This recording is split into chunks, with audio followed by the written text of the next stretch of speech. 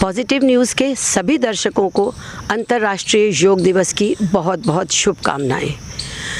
माननीय प्रधानमंत्री जी के अथक प्रयासों की वजह से आज हम 11वां अंतर्राष्ट्रीय योग दिवस मना रहे हैं और इसमें बहुत सारी जागृति भी आई है, लेकिन अभी भी काफ़ी भ्रांतियां हैं इसमें। तो उन सब के लिए आज हमारे साथ हैं योगाचार्य अनीता शर्मा जी। आइए उनसे बात करते हैं योग के बारे में। स्वागत है आपका अनीता जी पॉजिटिव न्यूज़ में। जी ओम। आप अपने बारे में मेरे को कुछ बताएं, कितने सालों से आप योग कर रही हैं और कहाँ से आपको इसकी प्रेरणा मिली, कहाँ से आपने इसको सीखा? क्योंकि मैंने देखा है आपको योग की शिविर में जाते हुए और बहुत आपको इसके बारे में नॉलेज है, तो आप थोड़ा सा अपने बारे में बताइए। मैं योग से तो ये कहिए कि मेरे संस्कार पारिवारिक ऐसे रहे हैं कि मैं बचपन से जुड़ी हुई हूँ और परिवार में हमारे बड़े भ्राता श्री सुरेंद्र शर्मा जी, हमारे जो जेठ जी हैं, उनसे मुझे प्रेरणा मिली। वो हमारे ससुर जी को योग कराते थे और उनका मैंने ये प्रभाव देखा कि उन्हें जीवन में कभी कोई रोग नहीं हुआ। एक नज़ला जुकाम के अतिरिक्त उन्हें कोई ऐसे शरीर में बीमारी नहीं आई कि जिससे हम कह सकें कि उन्हें कोई बीमारी हुई। उसके बाद मुझे जो थोड़ा सा शारीरिक समस्या हुई तो उसमें मैंने मोक्षायतन योग संस्थान में अपना जाना प्रारंभ किया, योग करना प्रारंभ किया। हमारे वंदनीय गुरुदेव स्वामी भारत भूषण जी, जिनके सानिध्य में मैंने योग प्रारंभ किया और जितना भी मुझे अपने आप को अस्वस्थता थी, साइनस की प्रॉब्लम, वो मेरी ठीक हुई। और उसके बाद मैंने योग में गुरुजी के मार्गदर्शन में मास्टर्स भी किया और आगे अनेक ऐसी ही परीक्षाएं दी और आज मेरा ये योग का सफ़र ऐसा चलता आ रहा है जिसमें मैं निःशुल्क अपनी योग की कक्षाएं घर में देती हूँ। और योग दर्शन पढ़ने का मुझे सौभाग्य मिला, प्रेरणा मिली, गुरुजी ने मास्टर्स करने का मुझे प्रेरणा दी, वो भी मैंने किया। 2020 में मेरा कंप्लीट हुआ और अब जो है योग दर्शन मुझे हमारे वंदनीय गुरुदेव डॉक्टर विष्णुकांशु देवीचंद जी ने मुझे पढ़ाया। आजकल वो आगरा में शिफ्ट हो गए हैं और ये धारा मेरी आज भी अपने नियमित स्वाध्याय से कक्षाएं मैं ले रही हूँ, जिसमें मैं वेद आदि का स्वाध्याय कर रही हूँ। तो कहने का तात्पर्य ये है, एक तो ये बात है कि करो योग और रहो निरोग। बिल्कुल बिल्कुल, है ना। और अगर कोई आपको स्वास्थ्य की कोई समस्या है तो वो या तो आती नहीं, और अगर जिनको है वो इसे दूर कर सकते हैं। एग्जैक्टली, है ना। और जैसे आपकी ये धारा निरंतर चलती आ रही है तो इसमें निरंतरता भी बहुत आवश्यक है ना। तो एक चीज़ मैं आपसे और पूछना चाहूँगी कि जैसे ये प्राणायाम है और आसन है, तो हमें प्राणायाम पहले करना चाहिए या आसन पहले करने चाहिए? देखिए, ये भ्रांति बहुत समाज में आजकल फैली हुई है कि कुछ लोग पहले ध्यान करा लेते हैं, ध्यान योग चल रहा है, पावर योग चल रहा है, पहले प्राणायाम कर लीजिए और उसके बाद फिर आसन लगा लीजिए। लेकिन अगर हम महर्षि पतंजलि के अनुसार, योग दर्शन के अनुसार बात कहें तो उन्होंने मध्यम वर्गियों के लिए अष्टांग योग का वर्णन किया है, जिसमें यम नियम का पालन, जिसमें हमें कुछ मन से मननीय कर्म करने हैं और ये नियम में जो है शोच, संतोष, तप, स्वाध्याय, ईश्वर प्रणिधान, ये नियम हमें अपने जीवन में उतारने हैं। अगर हम इन्हें उतार लेंगे, शुद्धि हो जाएगी। और उसके बाद फिर तीसरा नंबर हमारा आसन का आता है, फिर प्राणायाम, प्रत्याहार, धारणा, ध्यान, समाधि, ये 8 अंग हैं। इनके क्रम के अनुसार अगर हम चलते हैं तो वो हमें पूर्ण रूप से लाभ देते हैं। तो जो अभी शुरुआत के दौर में है उसमें हमें कहाँ से शुरू करना चाहिए? देखिए, आप जहाँ से भी हैं और वहीं से आपने योग के लिए अपना एक मार्ग पकड़ा तो समझ लीजिए आप विजयी हैं। आपने जिस यात्रा के लिए अपना कदम एक भी बढ़ाया है, गुरुदेव कहते हैं, तो आप समझ लीजिए कि आपने एक अच्छा काम शुरू कर दिया।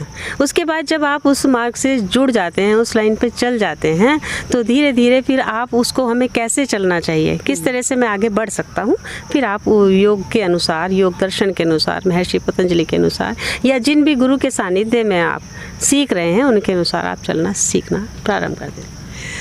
एक मैं चीज़ आपसे और पूछना चाहूँगी, जैसे आजकल महिलाओं में, क्या सभी में ही अपने ब्यूटी के लिए बहुत ज़्यादा अवेयरनेस है ना। और क्या योग के माध्यम से हम इसमें भी कुछ चेंजेस ला सकते हैं?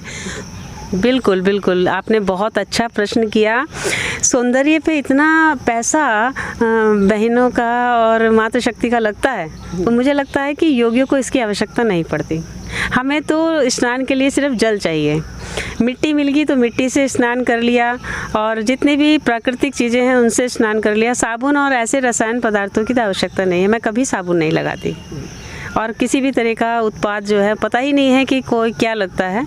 हाँ, जब हम प्राणायाम करते हैं, सूर्य नमस्कार करते हैं, उससे जो हमारा पसीना निकलता है तो उसी का मर्दन हम अपनी त्वचा पर कर लेते हैं। और वही जो है गुरुदेव कहते हैं कि फेयर एंड लवली वाला जो काम महिलाएं उससे करती है ना, वो हमारा पसीना करता है, उससे तेज और ओज हमारा पड़ता है।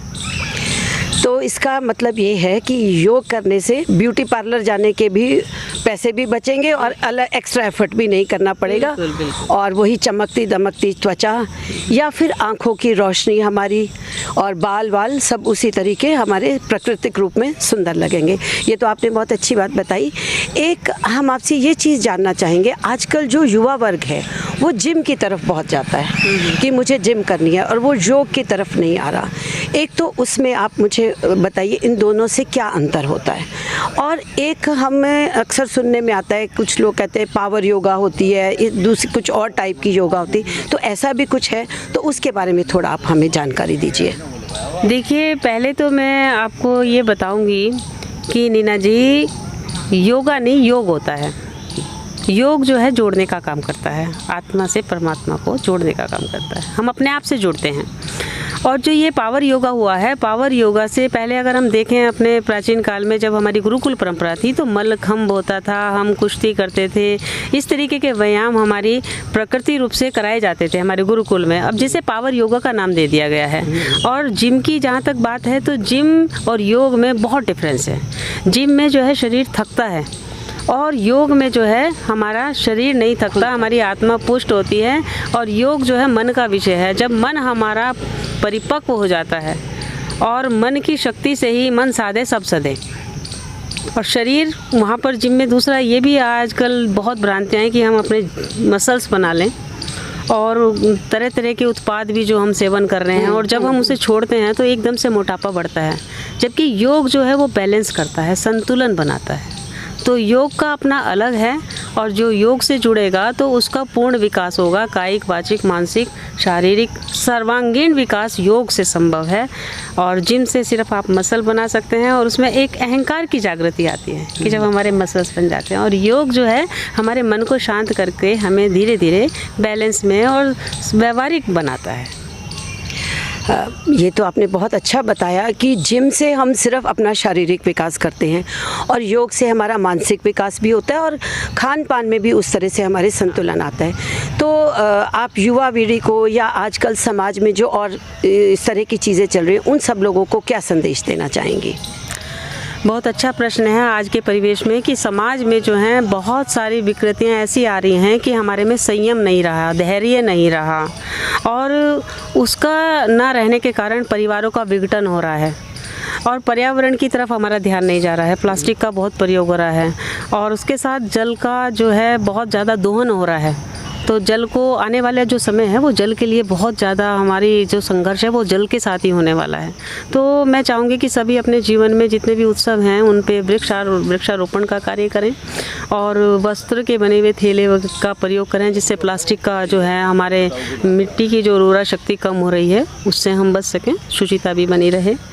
और परिवार में जो विघटन का कार्य हो रहा है तो उसमें जो है सामंजस्य बनाने के लिए समन्वय बनाना बहुत ज़रूरी है, संपर्क रखना बहुत ज़रूरी है। मोबाइल में हम सीमित हो गए हैं, तो हमें इन चीज़ों पे ध्यान करना है, अब समाज को आगे बढ़ा सकें, राष्ट्र को आगे बढ़ा सकें। जो इस बार माननीय मोदी जी ने योग के लिए कहा है उसके बारे में भी बताएं।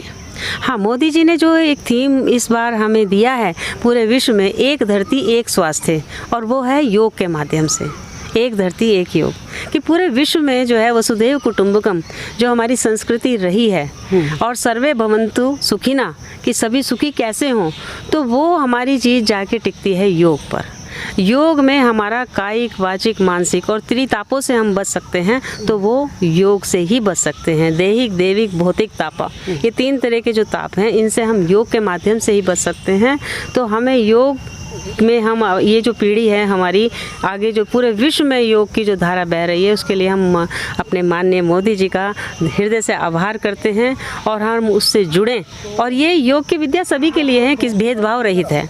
इसमें बालक भी, युवा भी, वृद्ध भी और सभी कर सकते हैं, ऐसा नहीं है। और योग का आज जो धारणा है कि रोग को बचाना है तो योग करें, नहीं, योग से जुड़ने के बाद रोग तो आएंगे ही नहीं, लेकिन जो रोग वो भी गए हैं वो भी ठीक हो जाएंगे। तो इसलिए योगी बने, उपयोगी बने, सहयोगी बने, निरोगी बने जी। बहुत बहुत धन्यवाद आपका अनीता जी इस सब जानकारी के लिए, और हमारे दर्शकों को और सबको इससे बहुत बहुत लाभ मिलेगा। एक बार पुनः आपका धन्यवाद। ओम।